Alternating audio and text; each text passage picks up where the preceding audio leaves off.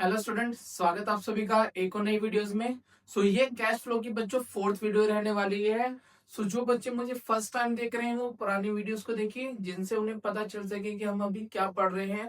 हमने cash flow को थोड़ा सा जाना था, उसके बेसिक, जैसे आज हम ऑपरेटिंग एक्टिविटी स्टार्ट करने वाले हैं।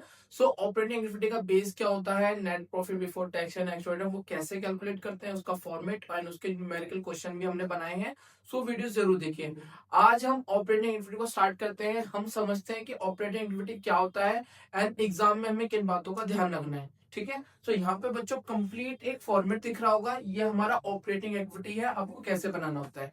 जैसे मैंने बताया था, इसका बेस होता है net profit before tax and x item. पहले आप ये कैलकुलेट करते हो, इसका आप हेल्प ले सकते, मतलब इसको निकालने के लिए आप हेल्प ले सकते हो वर्किंग नोट की। आप वर्किंग नोट में निकालिए या फिर यहाँ पे डायरेक्ट निकाल सकते हैं, अगर ज्यादा कुछ आइटम्स ना हो। अगर पेपर में सिर्फ ऑपरेटिंग एक्टिविटी बनाने को दिया जा रहा है और एक और अदर एक्टिविटी, तब आपको शायद वर्किंग नोट बना के निकालना पड़ेगा नेट प्रॉफिट, क्योंकि उसमें काफी टर्म्स हमें प्लस माइनस करनी पड़ जाती है। यहाँ पे देखिए स्टार्टिंग कर रहे हैं, लेट्स सपोज हमने निकाल लिया है। पहले आपको नेट प्रॉफिट लिखना है, देन उसके बाद आपको एडजस्टमेंट करनी होती है non cash and non operating items की।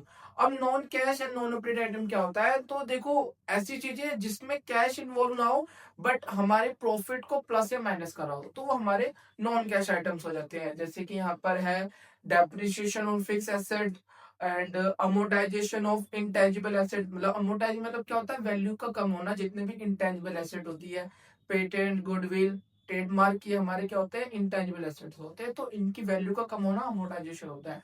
अपना कोई भी एसेट हमने लॉस में या गेन में सेल करी हो तो वो आ जाता है, वो ऐड करना होता है हमें।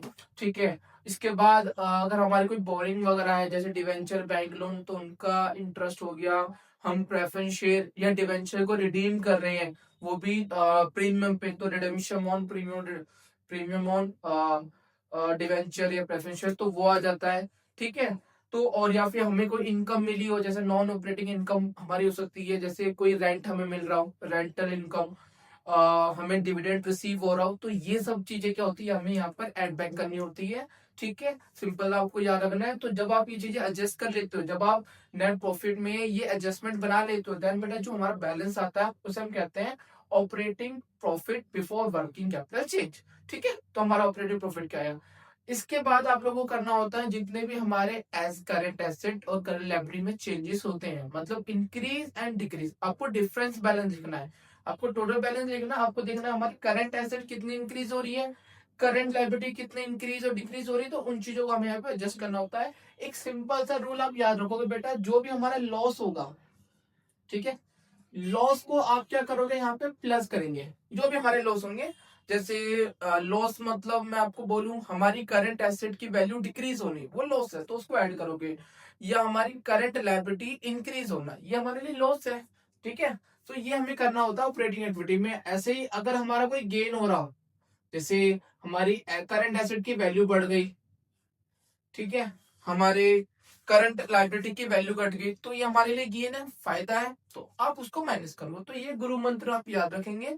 लॉसेस वगैरह को प्लस करेंगे आप लोग, जैसे इंटरेस्ट ऑन बोरिंग हो गया, लॉस ऑन सेल, वैसे हमारे लिए तो लॉस है ना, तो हम उसको देखो ऐड कर रहे हैं, बट हमें कम मिल रही है, या हमारी करंट एसेट की वैल्यू बढ़ रही है, तो वो हमारे लिए गेन है, तो उसे माइनस कर रहे हैं, तो याद रखोगे। ठीक है, इस चीज को ध्यान रखिए। आप इसको रफ करते हैं, अब सॉरी आगे भी तो रह रहा है ऑपरेटिंग प्रॉफिट। इनको करने के बाद बेटा जो बैलेंस आता है उसे कहते हैं cash generated from operating activity.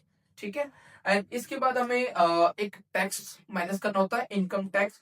अगर इनकम टैक्स रिफंड हो क्वेश्चन में, तो उसको ऐड कर सकते हैं, फिर टैक्स में से माइनस करके आप फाइनल जो कैश जनरेट उसमें माइनस कर दोगे, हमारा आंसर आ जाएगा। अगर पॉजिटिव में आंसर आ रहा है तो उससे आप बोलोगे cash flow from operating activity. अगर माइनस में आ रहा है तो आप उससे बोलोगे cash use in operating activity. ये बात क्लियर है, बाकी भी क्वेश्चन बनाते हैं उसमें चीजें क्लियर हो जाएगी। अब देखो नेक्स्ट क्वेश्चन आपको यहाँ पे बोर्ड पे दिख रहा होगा, इस क्वेश्चन को समझना। ठीक है, एंड बेटा ये चीज आप सभी याद रखोगे, आपको सोल्यूशन से ज्यादा क्वेश्चन पे ध्यान देना है। मतलब क्वेश्चन क्या है, क्वेश्चन क्या पूछ रहा है, क्योंकि हर क्वेश्चन डिफरेंट होते हैं, तो डिफरेंट क्वेश्चन तो डिफरेंट आंसर होंगे, तो कहां तक आप आंसर को याद कर सकते हो। अब क्वेश्चन समझिए कि भैया ये क्वेश्चन था तो उसमें कैसे करना पड़ा। ठीक है, डायरेक्ट सुना ना, जैसा देश वैसा भेष।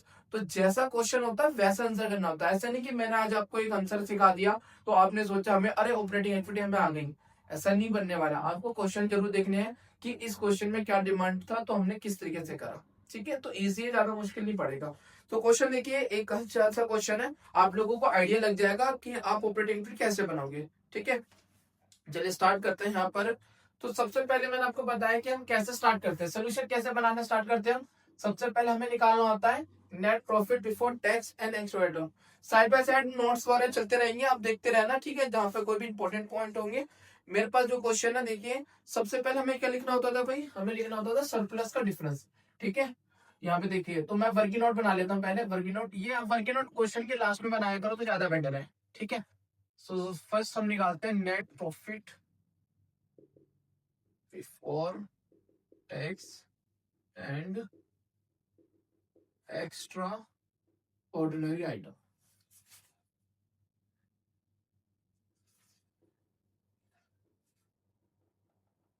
ठीक है, ये आइटम हम निकाल लेते हैं।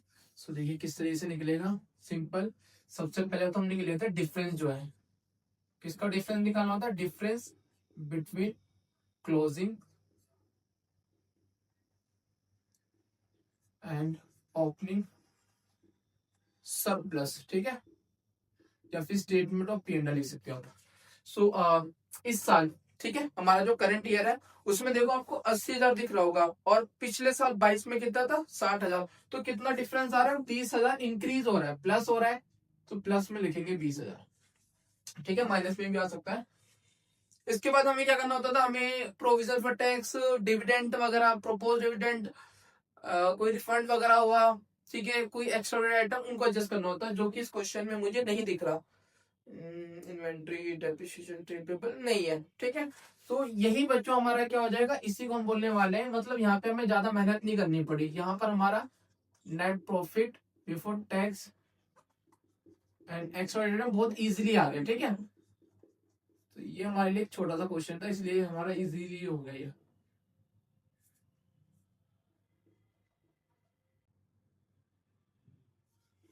20,000 हमारा आ गया। ठीक है, ये हमारा आ गया। तो अब यहाँ से आगे बढ़ते हैं हम आगे। अब यहाँ से हमारा मेन क्वेश्चन स्टार्ट होता है। अब हम बनाते हैं कैश फ्लो स्टेटमेंट।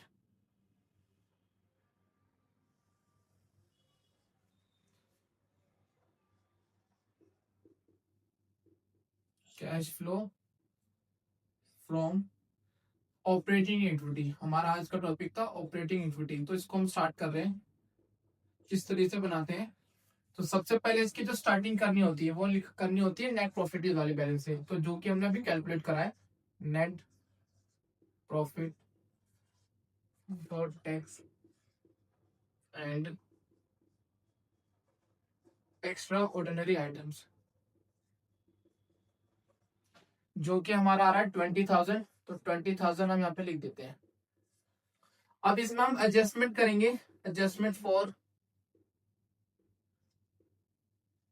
जो भी हमारे नॉन कैश आइटम्स होंगे, नॉन कैश होने चाहिए, नॉन कैश या फिर नॉन ऑपरेटिंग, नॉन ऑपरेटिंग। वो इनकम एक्सपेंस दोनों हो सकते हैं। ठीक है, इनकम एक्सपेंस दोनों से। एक्सपेंस मैंने वही रूल्स तो मैंने बता ही दिया, एक्सपेंस है तो भैया प्लस करना है। ठीक है, और इनकम है तो उसको आप माइनस करोगे, ये गुरु मंत्र आपको याद रखना है। सो सबसे पहले यहाँ पे क्या है, डेप्रिसिएशन दिख रहा है सबसे पहले। ठीक है, ये हमारा क्या होता है, एक नॉन कैश होता है। ठीक है, तो डेप्रिसिएशन कितना प्रोवाइड करा है इसको आप ऐड कर लीजिए। डेप्रिसिएशन, अब डिफरेंस है क्योंकि बच्चों यहाँ पे 2 ईयर का बैलेंस दे रखा है। पिछले साल हमारा डेप्रिसिएशन 30, मतलब प्रोविजन जो हमने बना रखा था डेप्रिसिएशन का 30,000, इस साल हमने डेप्रिसिएशन बनाया 40,000। तो इस साल हमने 10,000 डेप्रिसिएशन मेड करा है, क्रिएट करा है, 10,000 का डिफरेंस। तो यहाँ पे 10,000 आ जाएगा हमारा। ठीक है, ये 10,000 हमने लिख दिया यहाँ पे। इसके बाद यहाँ पर इन्वेंट्री वगैरह बाद में करेंगे, आउटस्टैंडिंग रेंट, ये सब करंट एसेट करंट लायबिलिटी में जाता है। करंट लायबिलिटी, गुडविल, हाँ गुडविल देख लीजिए, कि गुडविल क्या होता है, इंटेंजिबल एसेट होती है। गुडविल की वैल्यू लास्ट ईयर 38 थी और इस बार 30 है, मतलब 8000 कम हो गया, तो इसको हम बोलेंगे गुडविल अमोर्टाइज। गुडविल की वैल्यू कम हो गई बच्चों, ठीक है, इसलिए मैं लिख रहा हूँ। गुडविल की वैल्यू बड़ी होती तो यहाँ नहीं लिखते, ठीक है, जो कि रेयर केस है गुडविल की वैल्यू का बढ़ना। इसके ऊपर फटाफट देखिए, प्रीपेड इंश्योरेंस नहीं आएगा, ट्रेड पेबल अभी यहाँ इसमें से कुछ नहीं आएगा। सो गुडविल और डेप्रिसिएशन बस दो ही चीजें यहाँ पर, ठीक है। इस बैलेंस को कर लीजिए 38। इसको हम कहने वाले हैं ऑपरेटिंग प्रॉफिट बिफोर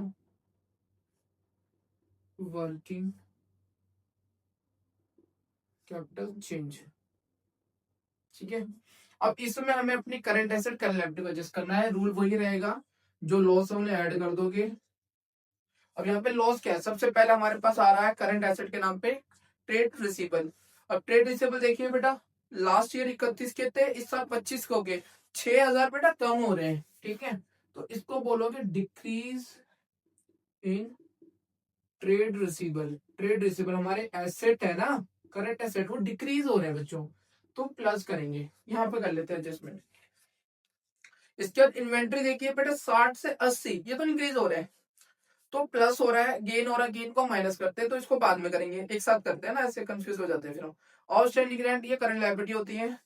आउटस्टैंडिंग हमारा 21 से 12 हो गया, 21 से 12, तो डिक्रीज हो गया। आउटस्टैंडिंग है ना, डिक्रीज हो गया ना, तो ये नहीं आएगा, ये करंट लायबिलिटी है ना, करंट लायबिलिटी डिक्रीज मतलब गेन है, तो हम इसको लेस करेंगे। प्रीपेड इंश्योरेंस 2 से 1 हो गया, हाँ ये हमारी करंट एसेट है, ये कम हो गई, तो डिक्रीज इन प्रीपेड इंश्योरेंस, ये करंट एसेट होता है, प्रीपेड इंश्योरेंस को हम करंट एसेट कहते हैं। 1000 रुपए हमारे गेन हो गए और डिक्रीज हो गई। ट्रेड पेबल हमारे वो भी कम हो गई, तो माइनस ही हो गए। तो जो प्लस वाला आइटम था वो हमने लिख दिया, अब लेस वाले जो जो आइटम हमें माइनस करने हैं।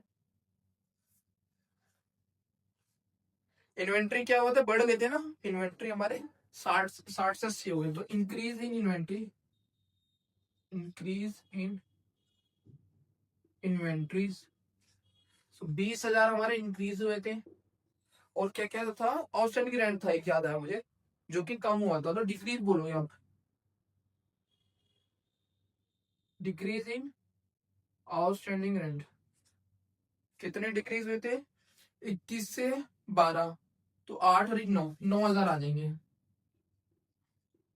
9,000 देखते रहना, ऊपर देखो क्वेश्चन जरूर देखते रहना, ठीक है, क्वेश्चन से चीजें क्लियर होगी।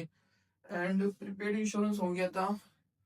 ट्रेड पेबल था ना एक, ट्रेड पेबल, ट्रेड पेबल क्या हो रहा है भाई, डिक्रीज हो रहे हैं, तो डिक्रीज इन ट्रेड पेबल,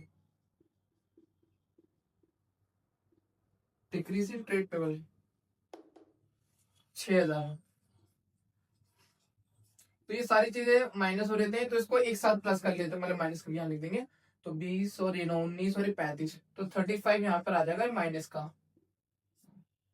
ये जो बैलेंस आएगा, अब इसका कर लेते हैं 45, 10,000 आ रहा बच्चों, ये 10,000 इसको बोलते हैं कैश जनरेटेड, ठीक है, इसको बोलेंगे हम cash generated, cash generated from operating activity. अभी बस एक चीज रह जाता है, बाकी क्वेश्चन कंप्लीट है। अब हमें इसमें से बस टैक्स माइनस करना होता है, अगर क्वेश्चन में टैक्स है तो माइनस करेंगे, नहीं है तो, जैसे इस क्वेश्चन में नहीं है तो यहाँ पे हमें कुछ माइनस नहीं करना, तो ये 10,000 हमारा आंसर आ जाएगा।